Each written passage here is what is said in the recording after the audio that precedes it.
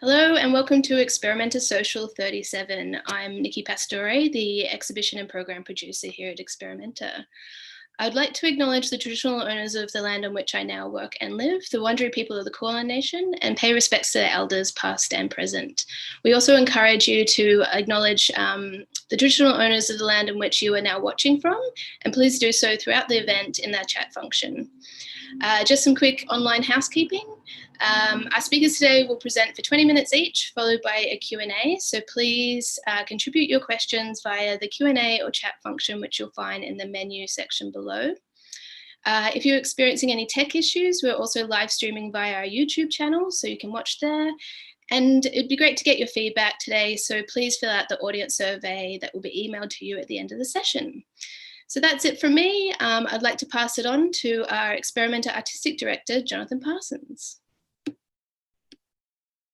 Thanks, Nikki, and welcome everyone to Experimenta Social Distancing, number 37, Liminal Spaces. I'm going to do a short introduction and then hand it over to our first speaker for today.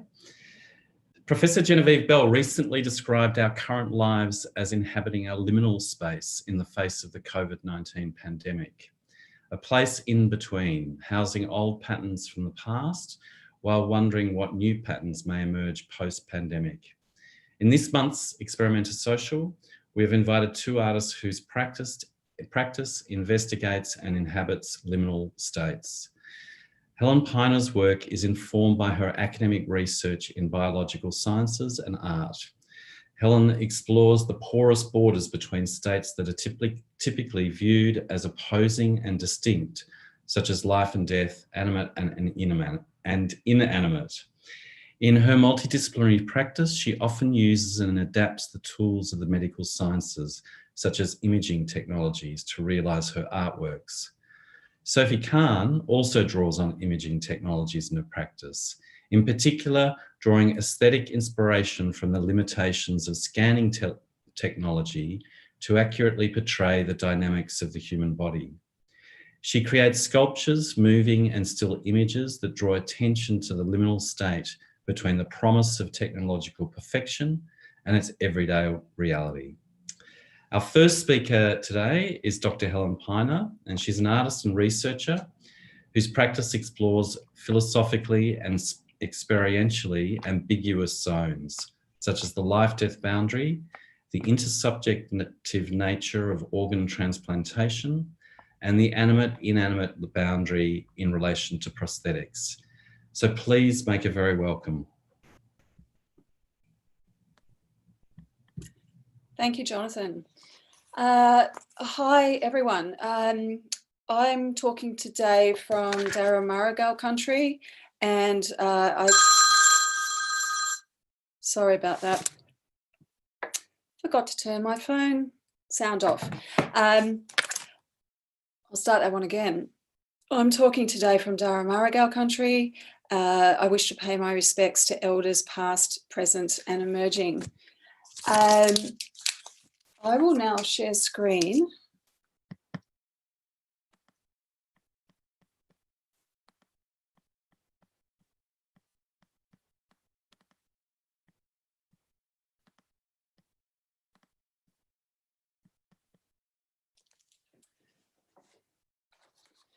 So as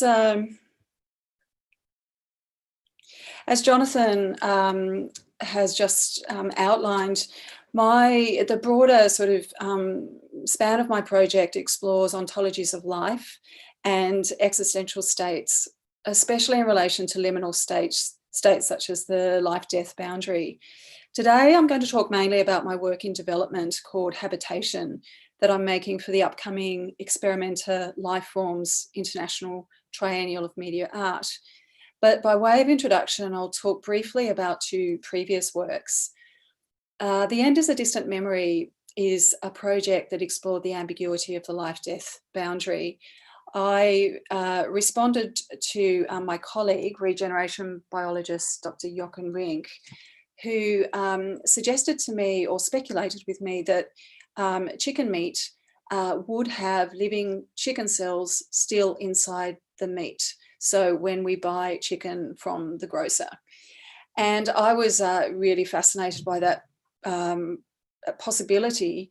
And I spent 5 months at the Max Planck Institute of Molecular Cell Biology and Genetics in Dresden, where Jochen is based, and did the tissue culture experiments, and did indeed find living chicken fibroblast cells inside the meat.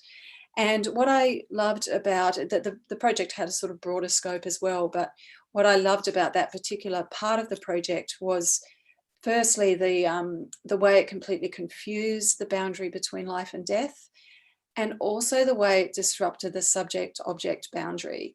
So the chicken meat was both a subject in that there were living cells in it, and an object in that it was a piece of meat.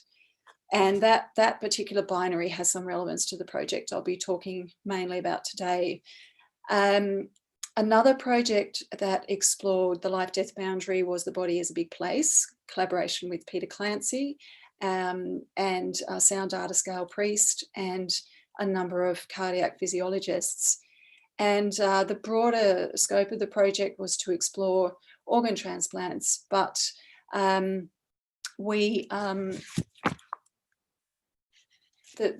terms of the life-death boundary, we perfused fresh pig hearts and enabled the hearts to beat again outside the body. And we were really interested in the way, once again, that completely confused the boundaries between life and death. These hearts were beating up to 20 hours on this perfusion machine, long after the body of the pig was gone. We also worked with the organ transplant community, who are performers in this video. The work that I want to talk mainly about today is my new work in development, habitation. And it's been quite impacted by COVID in terms of the making process. So what I'll be showing you today is mainly the documentation of work in progress, but it still illustrates a lot of the key things that I'm talking about. So what this project is particularly engaged with is the boundary collapse we're currently witnessing between animate and inanimate in relation to medical prostheses. And as a sort of corollary of that, I'm interested in our interspecies companionship with minerals. That's one of the key themes I'm exploring.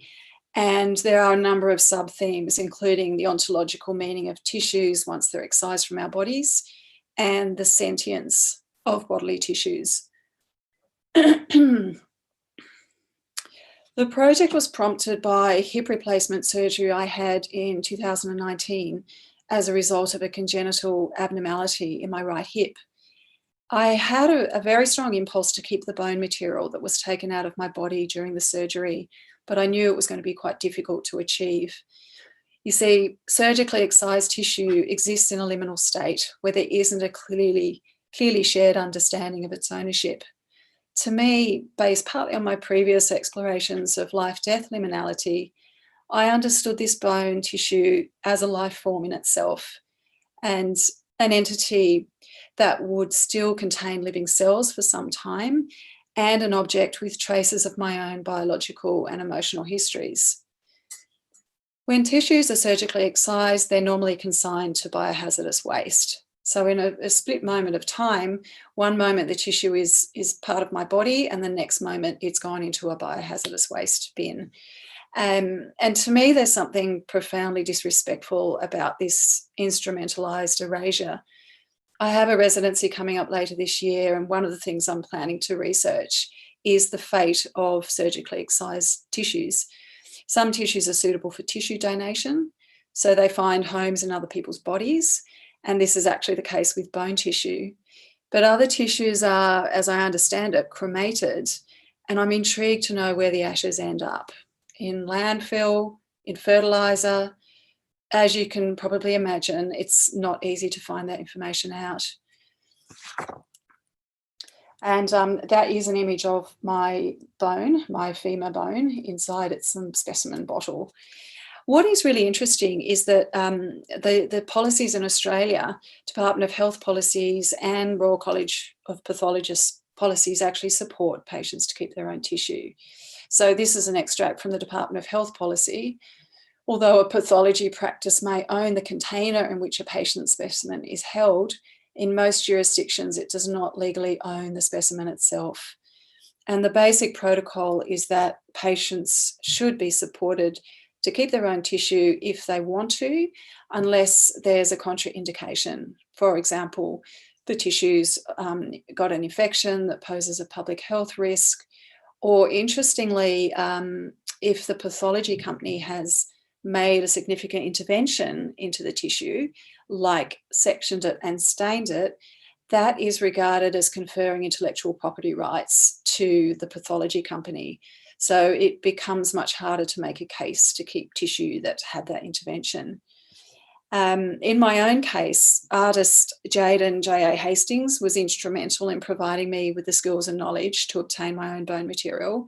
She has researched the legal and ownership status of surgically excised biomaterials in a number of jurisdictions, and she successfully obtained her own surgically excised tissues. And she was able to provide me with a patient consent form and all of the policy positions, so that when I broached the subject with my own surgeon, I was met with a reflexive no, actually, when I first asked. And this is very normal. But I was able to show him those policies, and he was quite surprised. He checked it out with the hospital, and 4 months later, I got a letter confirming that I could keep this tissue. But it's really interesting that even though the policies support this position, most surgeons are not aware of it, and generally surgeons will always say no. So I think that lack of a shared understanding really underscores the liminal ontology of excised tissue. I mean, there are corporate sort of litigation type issues running as well, but I think the liminality of the tissue itself is a core thing that underscores this lack of an understanding. So why did I want to keep my bone? That's not my bone, by the way. To me, tissues excised from the body hold very potent, latent material, symbolic and spiritual potentials that I wanted to engage with. So I wanted to use my bone material to make bone china objects that would essentially transform my bone's materiality from one form to another. Bone china, as you probably know, is made up of animal bone. So it's made up of up to 50% animal bone. And it's the bone that gives it its porcelain-like qualities of strength and whiteness, and allows very fine pieces to be made from it. My intention was to make replicas of my own pelvis and femur bones from bone china containing my bone material. And the impulse behind that was partly to explore material transformation, bodily transformation, but also as a way to explore this question of interspecies companionship between living material and minerals. And it felt in terms of the process of making bone china clay, it feels very much like an exercise in an ancient art of alchemy. It's very much about material transformations. And in this process, I've been mentored by a highly skilled artist and ceramicist, Jan Guy, who has experience in making up bone china clay from scratch. In terms of my prosthesis, as well as the obvious reference or relevance of bone china to bone, ceramics also has a place in my own prosthesis, with 2 out of the 4 components of my implant being made of ceramic. So I'm going to talk you very quickly through that, that transformative process by which bone china clay is made. I have made quite a large quantity of clay, so I've used needed a lot of animal bone, which makes up a large bulk of the clay, and then my bone will be added to that. The bone is, so there was 60 kilograms of beef bones all up that I needed for this project. The bones are boiled, the soft tissue scraped off, they're dried in the sun, and then they're calcined in a ceramics kiln at 1,000 degrees. Now, this process burns off the soft tissue and just leaves the mineral content of the bones, which is principally calcium, but also trace minerals. So in this slide, you can see little faint patches of sort of apricot colour. And likewise on this bone, these are calcined beef bones. And that they are actually deposits of iron from the red blood cells. The bone's crushed. This is a close-up of crushed bone, and you can see those different colours. The iron is in there, that pinky colour. There'll be traces of copper and other elements. And also note how coral-like this bone is. The spongy texture of bone becomes very much like coral, which is a thread I'm picking up in this work. The bone's then crushed into a fine powder in a ball mill, kneaded into a clay brick, and then it's ready to use. It's mixed with 2 other components. This is an image of my own femur head, and I needed to take my own bone through this same process of boiling, and this is it drying on some paper towel in my kitchen. So in the next stage of the work, or the process, I engaged with the biomedical company Corin, who made 2 of the prosthesis elements in my hip implant. They took a detailed CT scan of my hip prior to surgery to inform their optimised positioning system, and they provided me with all of the 2D sections from the CT scan, as well as 3D reconstructions of my pelvis and femur bones, which I had CNC routed. So I have sort of 3D forms of my bones, and I'm currently using these bone forms as models to make the bone china forms. And I'm making a version of pelvis and bone before surgery and metaphorically after surgery, and referencing coral in the after surgery image. In another element of the work, I have made, or I'm making, lightbox images that reference the X-ray imaging and the CT scans. I've worked with the CT scan done before my surgery and my own archive of X-rays, and composited those images together.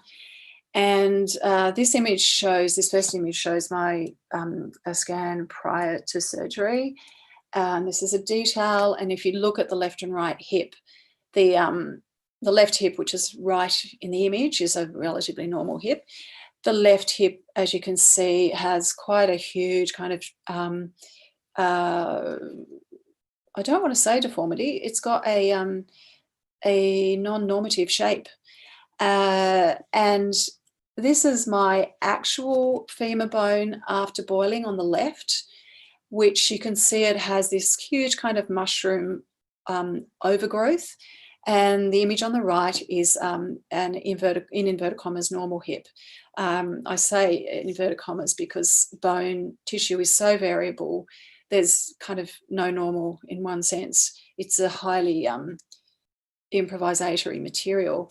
But what interested me about this this shape is the nature of bone's capacity to respond to circumstances and to improvise and almost show a form of sentience in terms of so the hip shape was non-normal, and the bone has, I wasn't born with this kind of big mushroom shaped bone. That has grown over time in response to the circumstances.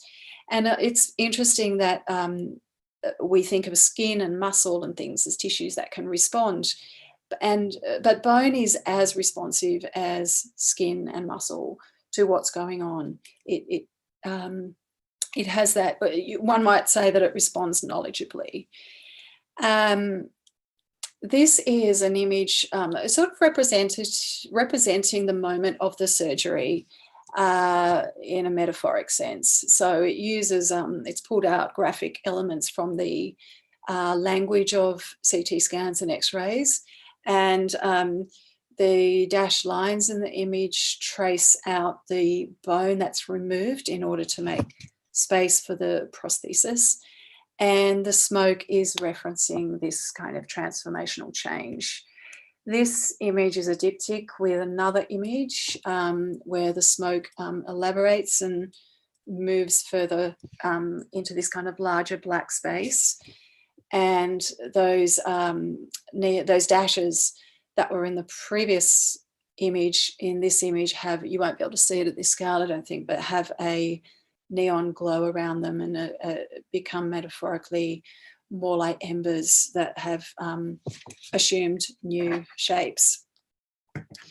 So in that part of the work, I was exploring change and bodily transformation. So the third part of the work is a tissue culture experiment that I am scheduled to undertake at Symbiotica, at the which is a artist's residency at University of Western Australia, which I haven't been able to do as yet because of border closures.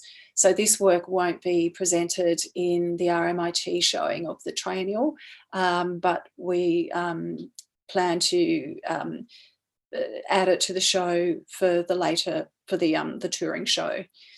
So this part of the work involves a tissue culture process in the lab. The plan is to grow a commercially available human bone cell line on small samples of the prosthesis coating.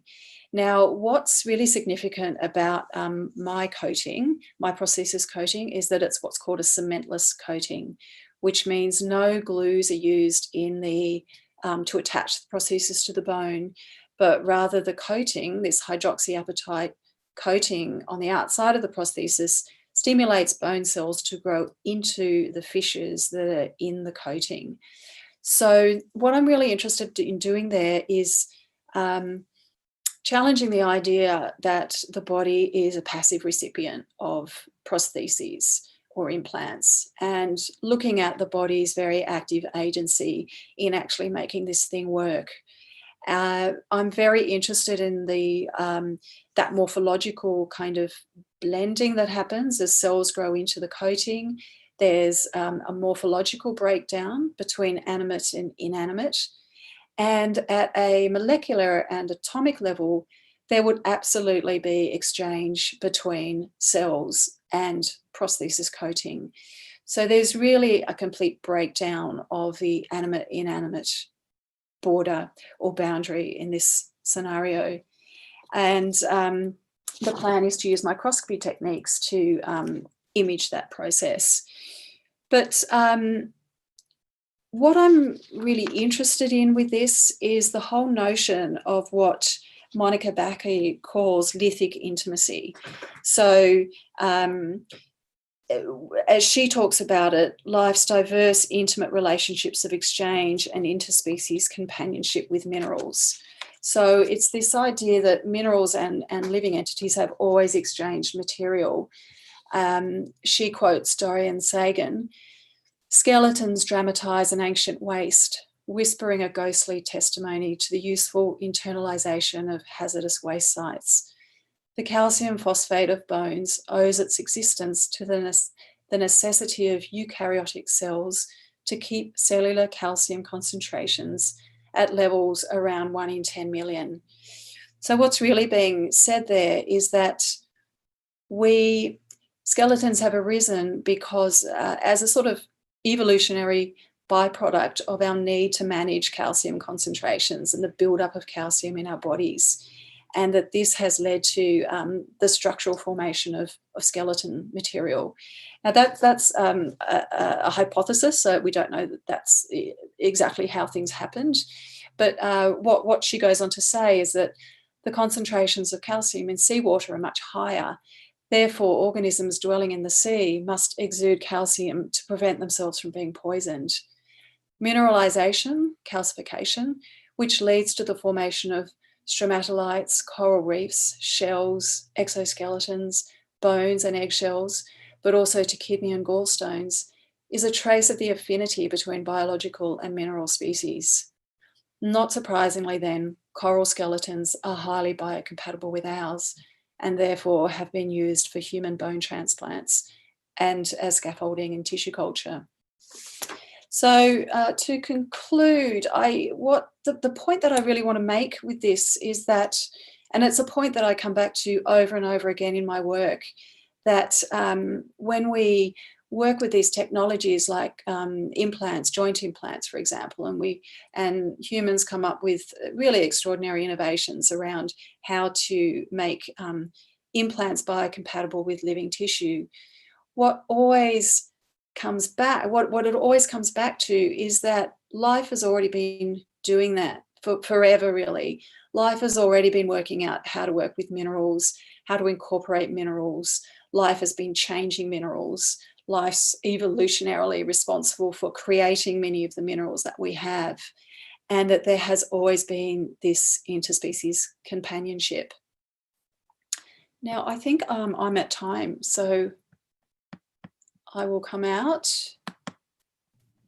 and hand back to you, Jonathan. Thanks so much, Helen. We'll have you back a little bit later for the Q&A. So that was a fantastic presentation. Thanks so much. Thank you. So for those of you who've logged in, just a reminder, if questions may come up as our artists are presenting. So by all means, just type into the chat function and I will draw from those at the end of the session or towards the end of the session to ask questions of our artists. But now I'd like to introduce Sophie Kahn, who's a digital artist and sculptor whose work addresses technology's failure to capture the human body. Her work explores the representation of the female-identified, ill or disabled figure. Her sculptures and prints owe their fragmented aesthetic to the collision of the unstable body with new imaging devices. Please welcome Sophie Kahn. All right, thank you so much, Jonathan. Thank you to Nikki and Experimenta. And Helen, that was really powerful. I'm hoping I can bounce off it a little bit in my own talk. So yeah, thank you so much, everybody. I'm going to start my presentation.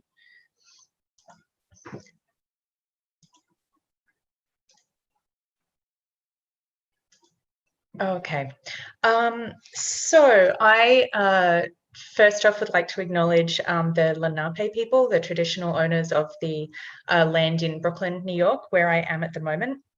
I was born in London and I grew up in Australia, and I've kind of been going back and forth between Australia and the States.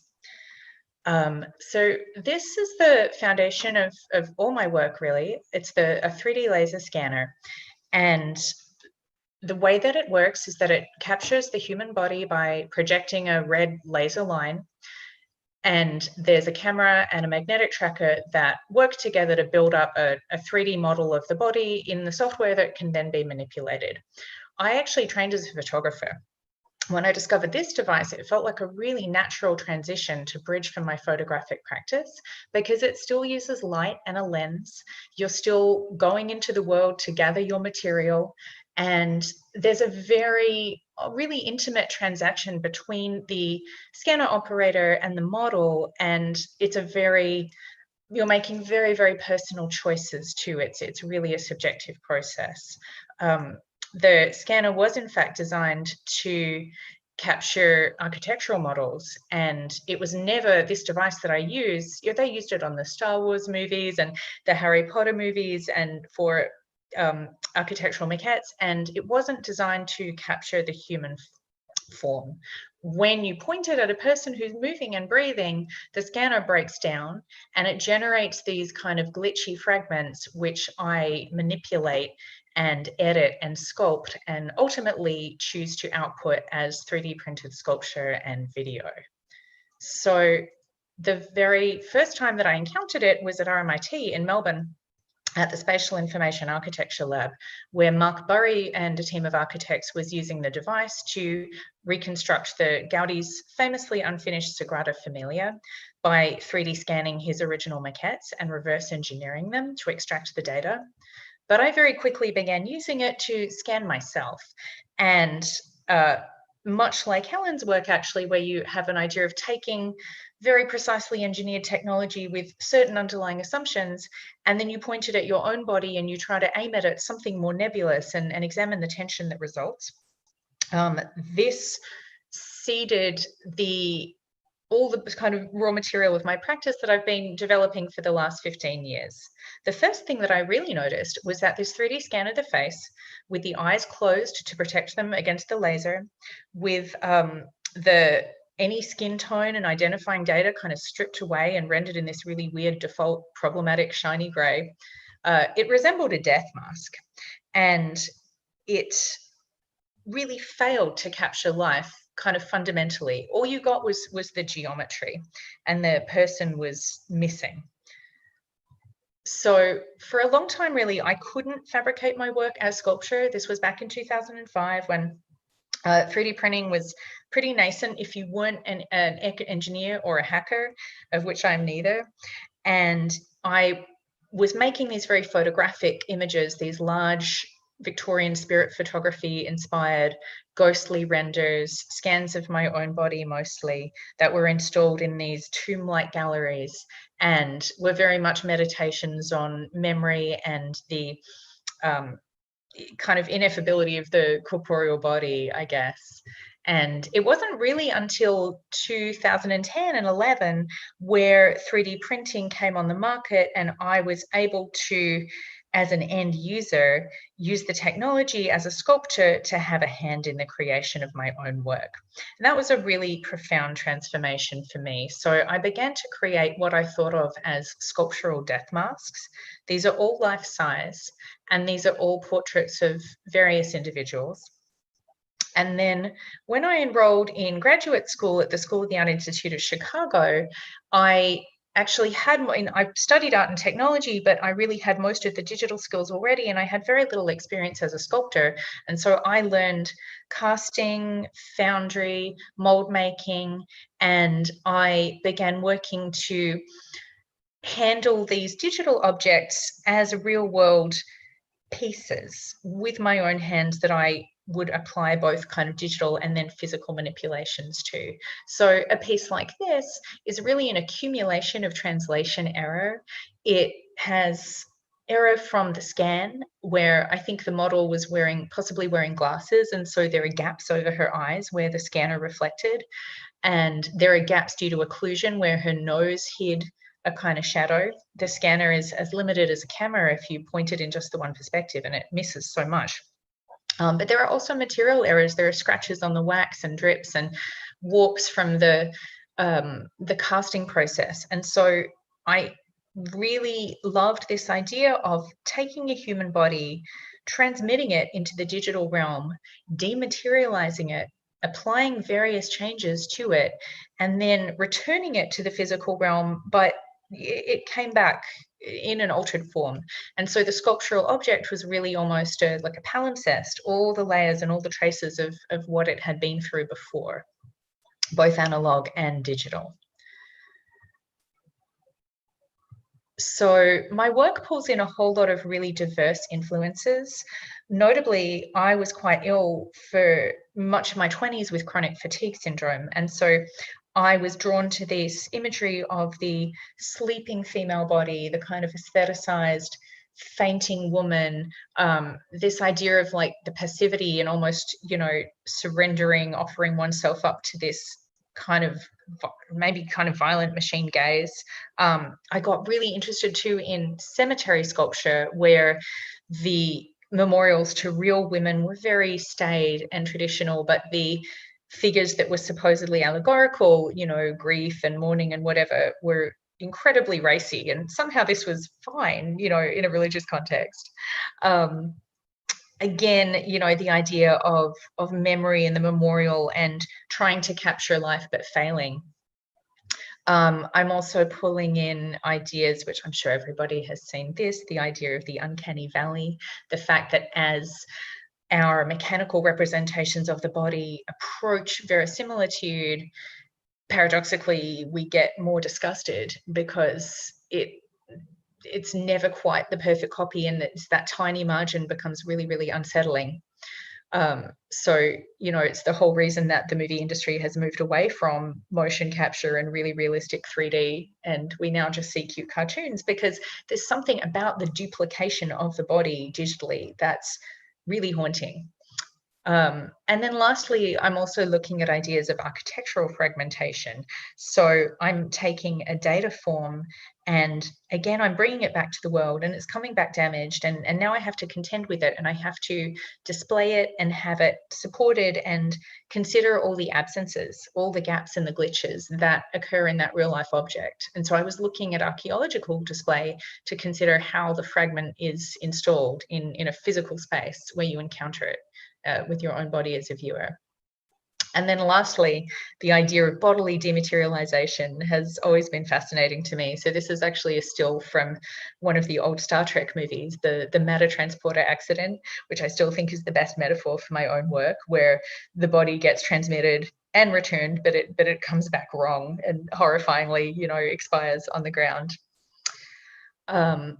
So I've made a fair few bodies of sculptural work around the idea of the architectural, around ideas of the reclining figure of the female.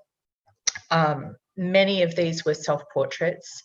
This is from an exhibition called Artifact, installed right across the road, actually, from the Art Institute of Chicago, and installed very much in the manner of the ancient Greek and Roman galleries at that museum.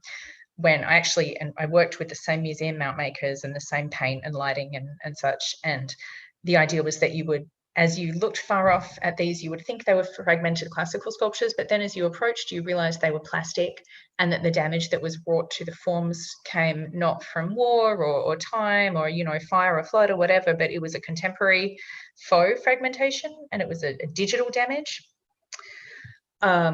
And then I always return to the idea of the portrait. So this is a portrait made actually with a triple exposure using the scanner. And the model asked, what happens if you scan me 3 times as I turn my head?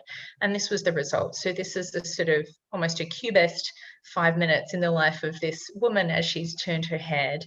And then I've run a kind of digital fungus over her eyes and mouth, which is what my software does when it tries to resolve a form, but it's getting conflicting spatial coordinates and the object doesn't really obey the laws of physics. So it kind of freaks out and generates these glitches across the face. And so I really love the poetics of that.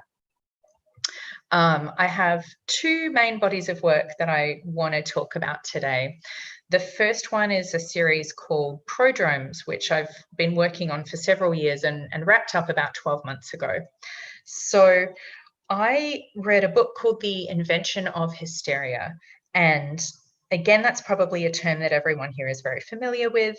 It's a now wildly discounted psychiatric diagnosis. It was applied mostly to women, but also, interestingly enough, to men returning from World War I who were suffering from what we would now call post-traumatic stress disorder.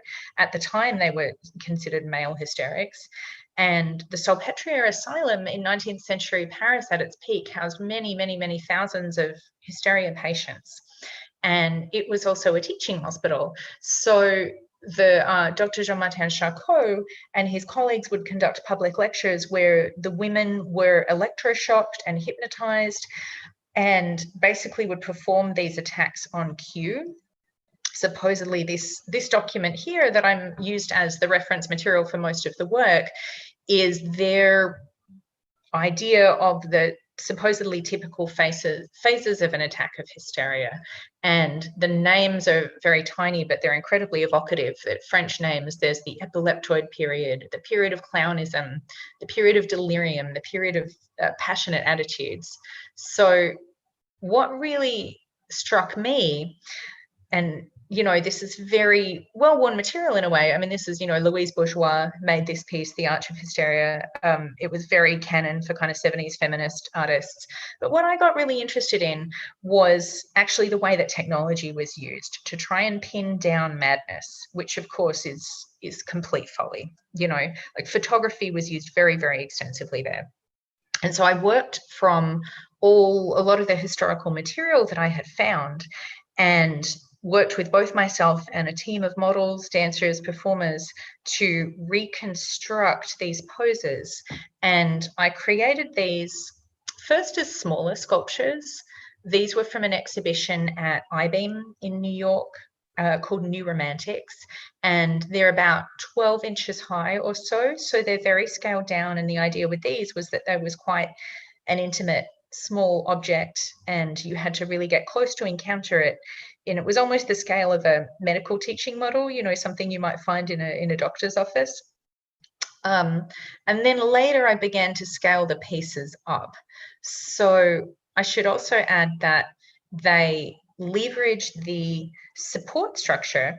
And again, this is probably something that a lot of media artists are familiar with, that as you find these interesting aesthetic things that kind of pop into your practice by accident, in this case, it was just this really strong aesthetic sense of the 3D printed supports as I was outputting the sculptures. They spoke to me so much of the metaphor of supporting the body or things pouring out of the body, and the idea most of all of kind of instability, a digital body, a kind of data body that needs to be propped up, and then also the architectural metaphor of that, of a woman's body that's under construction or deconstruction. So I incorporated those into the final sculptures, and they became as much a part of the works as the bodies themselves. Actually, one of my favorite quotes by sculptor Diana Al-Hadid, she has said that her favorite challenge in sculpture is where the object meets the ground. And so again, as somebody who's making art using technology, and art that always has a virtual origin and begins on a hard drive, but then has to exist as an object in the real world, the idea of how is it supported and how does it have a physical existence became really important to me. So this was the largest work. This is life-size. It's called Machines for Suffering. The title actually comes from a quote purported to Pablo Picasso. He supposedly said to his mistress Dora Maar that a woman is a machine for suffering. And this is a life-size 3D print. I assembled it from 40 or so pieces, and I hand glued it, and then also hand painted it. That's the work in process and being painted. And then the piece was finally installed at Bitform's Gallery in New York in the Lower East Side at the end of 2018. That's not my work in the background, I should say. That's a piece by Susan Silas. The show was called Sculpture Out of Hand, Sculpture Post Photography. And then subsequently at C24 Gallery the following year, I had these smaller works, which are a follow-on from that first piece. This one, actually, I was included in a show at the Maya Sculpture Gardens a couple of years back in Grand Rapids, Michigan. And it was really a dream because it was bringing together contemporary artists with a number of Rodin works that had never been loaned before. And so I'd gone to the Rodin Museum in Philadelphia, and this was my female thinker. It's one of the Hysteria poses, but it's also referencing Rodin's male thinker with the head in the hands. So that was my kind of my nod to that influence also. And I've also made blueprints and large hand-painted renders based on this series of work. So this, in this mode again of a kind of architectural drawing of the body, the blueprint, and then I just was in love with the idea of what does it mean to have a blueprint for a human body, to take this tool, this very, you know, and work in a very kind of POF-based way, but to take this very precise measurement and apply it to something that it wasn't designed to be applied to, and to find the static that comes up in that transaction. So lastly, and this work, sadly speaking of things interrupted by COVID, I was about midway through this project. I put out a call on social media to models who identified as female and who had undergone some form of physical transformation. And I scanned them, some of them on multiple occasions throughout this change. So my first model here was a performance artist, and she had found out that she was a carrier for the BRCA gene. She was at high risk of breast and ovarian cancer. So she had a preventative mastectomy. She had me scan her chest first. This was her, I completely credit her with this idea, not me. She was a performer and she came to me in a business capacity, and I scanned her breasts, and then she 3D printed them and bronzed them and performed with them on stage, which I thought was phenomenal. But then I also scanned her after her surgery in a pose where she's kind of exploring and feeling the body and the absence and change. I brought all these models into the studio, which is something that I could no longer do. And we would have all these really amazing conversations about our bodies, about the experience of embodiment. This model was a survivor of multiple eating disorders. Her body had wildly kind of fluctuated from both ends, and she'd been, deathly ill. She talked about wanting to escape her body. Another of my models had weight loss surgery, and so I had scanned her every time she lost 30 or 40 pounds. And so we have all these multiple overlapping layers that she considered she wanted to make them almost like an onion skin, where the shells of the body kind of exist concentrically. And then this woman had a surgery where she felt she'd lost some kind of connection between the hemispheres of her brain. And so we scanned both halves of her, and they were to be separated. And that work is only midway through. And it's not something that I can continue for a good while. And so much of it became about the collaboration, the generosity that my models brought to the studio. And so I'm kind of struggling now to complete it without being able to have that proximity anymore. And I've worked on a few other series too. This, just very briefly, was a series of scans I did of Butoh performers during a residency at Pioneer Works. And again, the fact that there are models who are kind of touching and interconnecting has taken on this entirely new resonance for me now in this age. So I'm still thinking about the body as the avatar. I'm still thinking about almost the quasi-religious connotation of scanning the body, of sending it, of transmitting it as an image, and almost identifying that with soul leaving the body. And so I'm kind of considering where that will go. But also I'm an object maker, and I think I'm really going to have to wait until we can see things in galleries again. That's pretty close to my heart. So I guess we're all adapting though. So yeah, thank you so much. I'm going to stop it there. Thanks so much, Sophie. And Helen, can I invite you back to the screen? Sophie, I love the organic forms of they're almost like the trees that are holding the sculptural elements. It's a really beautiful part of your work. Yeah, thank you. There's Anna says that you're both incredibly inspiring, and love both of your thank you, Anna. Thank you, Anna. And then I have two questions, actually, one to each of you from Dom. So Helen first. Is life significant in and of itself, he asks. I ask because I'm interested in whether Helen thinks there is an ethical or moral dimension to her repositioning of bodily materials. Just repeat the first part of that question. Is life significant, in and of itself? I guess there's a number of ways you could take that question.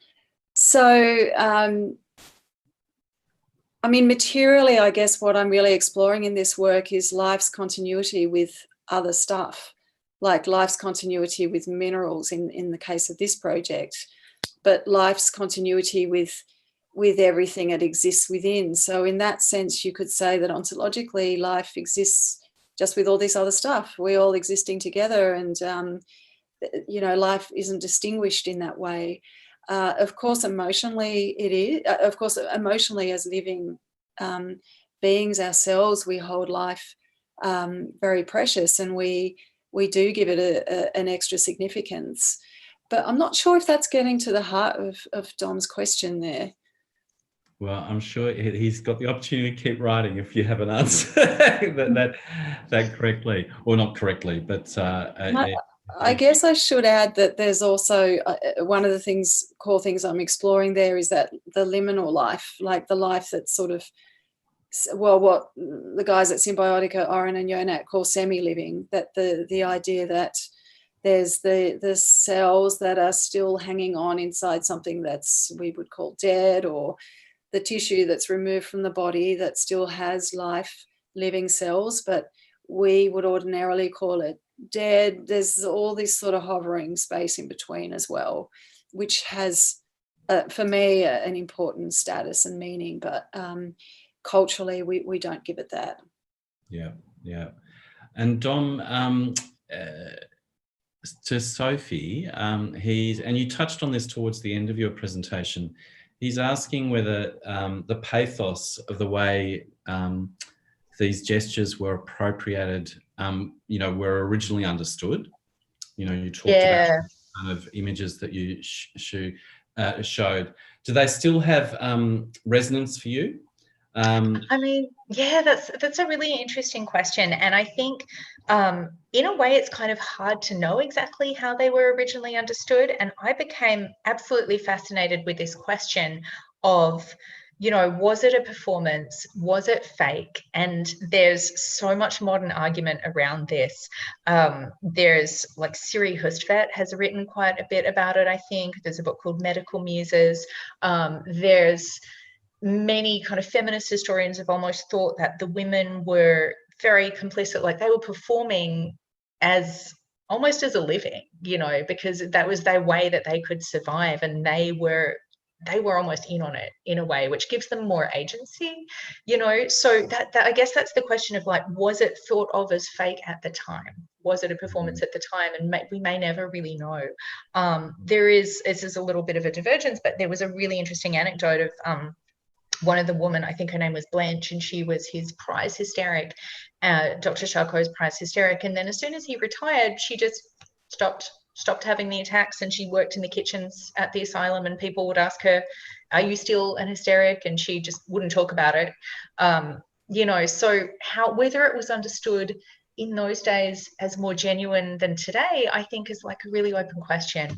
But, I think also the expression, in a way, that expression is kind of timeless, and I've tried to do justice to it, and I've tried to inhabit it in a kind of generous spirit towards the women whose stories that I'm using. So I hope that comes through, even though there's an awareness that it's like a modern reconstruction that's always going to be imperfect. Yeah. Because he adds, are they expressive objects in this sense for you? So we've talked about they work in that way for you, even though you're not sure how they were read, in the past. I think so. Yeah, no, I do think so.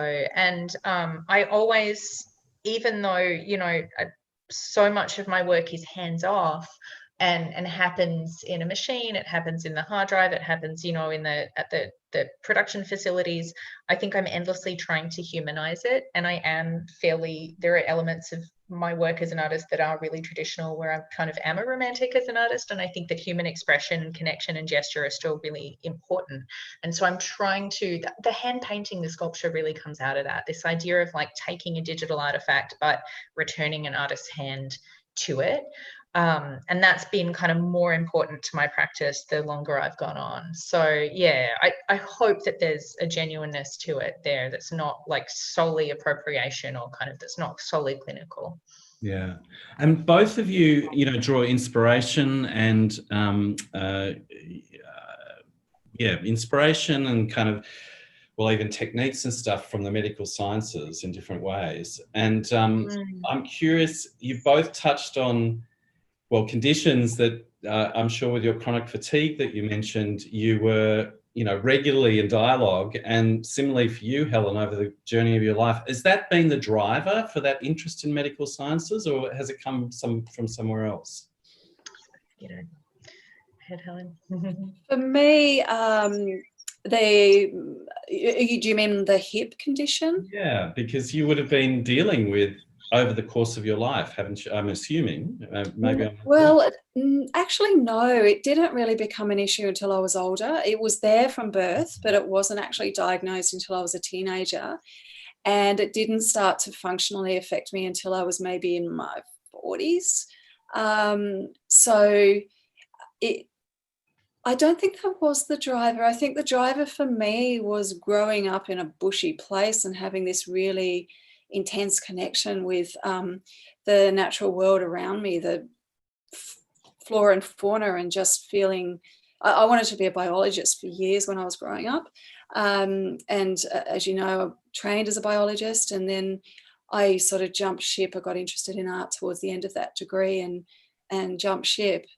But it was really a real fascination with life and just a wonder, really. It was really driven by a wonder about life.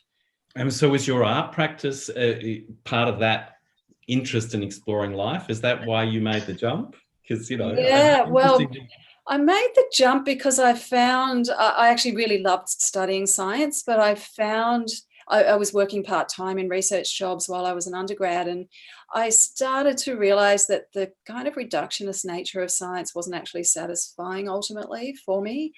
And I mean, I was feeling my way towards something. I didn't know really at that time where I was going, but I just felt like science wasn't going to be the thing for me. Simultaneously, I was getting really interested in art and ended up at art school a few years after I finished science. And at that point, I was kind of forging this identity as an artist and sort of sloughing off the scientist, which was a major sort of transformation. But it wasn't really until but I was always exploring life and the materials of life. And it wasn't really until I did my PhD that I really synthesized those things formally. And I understood my art practice as being something that was interrogating the ontology of life. Yeah. And it was really these ontological questions that I was so interested in around biology and life. And so empirical practice is kind of one way to get at those questions. But ultimately, an artistic practice gives much more scope to explore ontology than a science practice does. Yeah. And Sophie, for you? Yeah, I mean, that's, Helen, one thing I wanted to kind of remark on that I felt was a really interesting commonality with our practices is like this idea of actually taking, as a patient, you're usually very passive. You don't have a lot of agency. You don't get to use the imaging tools that the doctors have access to. And so there is something that's kind of quite empowering as an artist with those skills, to be able to kind of have a hand in that. And to, like, it sounds a little cheesy, but, there is like an empowerment, like you are reclaiming it. And I very much felt that, CFS, and I'm actually recovered now. I went into full remission with my first pregnancy with my daughter and never went back. It's amazing, because I was, severely disabled for a few years. But there's this sense where you're a very passive patient. You're subject to this medical gaze all the time, and you're just lying there, with the scans, MRIs. Sorry, I'm being zoomed on by a mosquito over here. If you're wondering why I'm like waving my arms around, it's like it's a swamp here in Brooklyn, and it's like trying to bite me. Excuse me. So just in case you're like, why is she hitting herself in the head?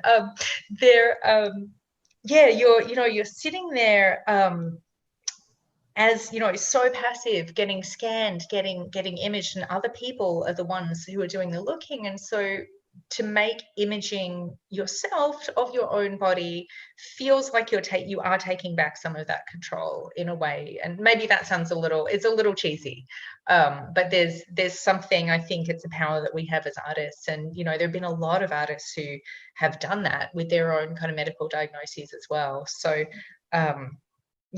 but probably less so as time goes on and that kind of experience fades into the past for me. But I'm always interested in representations of illness and representations of the female body, particularly when it kind of fails or struggles. So yeah. Look, we're right out of time, and I just wanted to thank both of you for presenting today. Really wonderful work. Thank you for having us. Thank you, Jonathan. And thank you. Yeah, and enjoy the rest of your, what is it, morning now for you in Brooklyn? Oh no, it's midnight, I think. That's what I mean. It's 1 a.m. It is morning now. Yeah. All right, I'm going to get that mosquito. We'll go and deal with that. And look, lots of thank yous from the chats. So thank you to you both. All right. Thank you so much, everybody. Thanks so much for having me. Bye-bye. Thank you.